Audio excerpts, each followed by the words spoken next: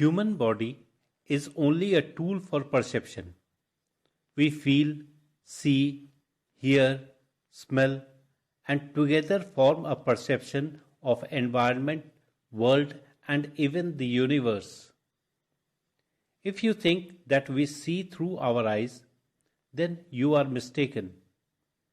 Eyes are only the instrument which captures the light and send it to our brain where it is interpreted and we see the picture. But have you ever thought, who sees this picture? Who is the observer? Eyes don't feel the happiness of seeing. Not even brain feels the happiness of the beauty. Then who is that who feels the happiness?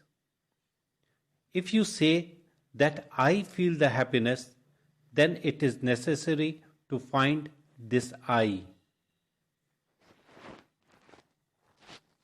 Body has limitations. Every organ performs some specific functions, and by working collectively it forms a perception.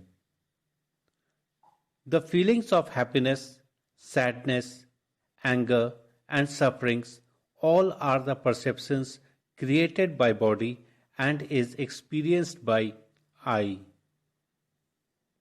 The I, the soul, that exists in eternity. In this beautiful eternity, we all exist, the body, spirit, and the soul. In the words of Khalil Gibran, the appearance of things changes according to the emotions, and thus we see magic and beauty in them, while the magic and beauty are really in ourselves. So let's pray to our God, our soul. Have mercy on me, my soul. You have shown me beauty, but then concealed her. You and beauty live in the light. Ignorance and I are bound together in the dark. Will ever the light invade darkness? Your delight comes with the ending, and you revel now in anticipation. But this body suffers with the life while in life. This, my soul, is perplexing. You are hastening towards eternity, but this body goes slowly towards perishment.